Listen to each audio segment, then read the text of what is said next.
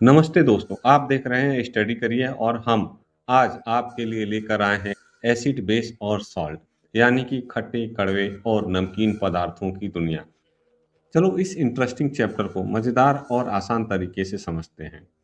क्या होते हैं एसिड, अम्ल?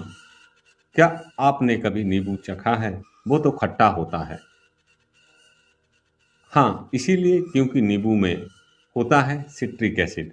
ऐसे सभी खट्टे स्वाद वाले पदार्थ में अम्ल होता है। एग्जाम्पल के लिए नींबू में सिट्रिक एसिड होता है, सिरके में एसिटिक एसिड होता है, इमली में टार्ट्रिक एसिड होता है और दूध में लैक्टिक एसिड होता है। सभी अम्ल डेंजरस नहीं होते हैं, कुछ हमारे शरीर के लिए जरूरी भी होते हैं। अब बात करते हैं क्षार की, जिन्हें हम इंग्लिश में बेस कहते हैं। इनका स्वाद कड़वा, बिटर होता है और ये छूने में फिसलन भरे होते हैं, मतलब सूपी होते हैं। एग्जाम्पल के लिए साबुन सोडियम हाइड्रोक्साइड, चूना पानी calcium hydroxide, baking soda sodium bicarbonate. और याद रखो, हर बेस को छूना सेफ नहीं होता है। बहुत कुछ बहुत ही कोरोसिव होते हैं।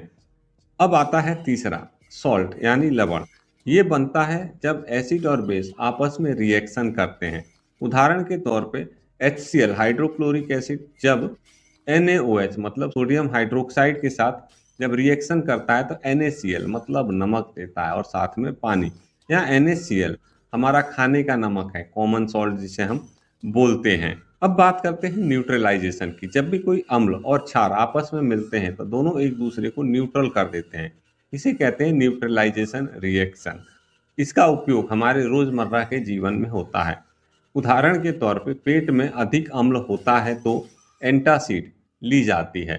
चींटी के काटने पर बेकिंग सोडा लगाते हैं। अब बात करते हैं इंडिकेटर की, जिसे सूचक भी कहते हैं। अब सवाल ये उठता है कि कैसे पता चले कि कोई पदार्थ एसिड है या बेस है। इसके लिए होते हैं इंडिकेटर, सूचक।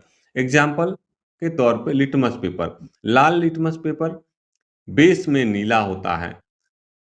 बेस मतलब क्षार में नीला होता है। और नीला लिटमस पेपर एसिड में लाल होता है। हल्दी एसिड में पीली होती है, बेस में लाल या भूरी होती है।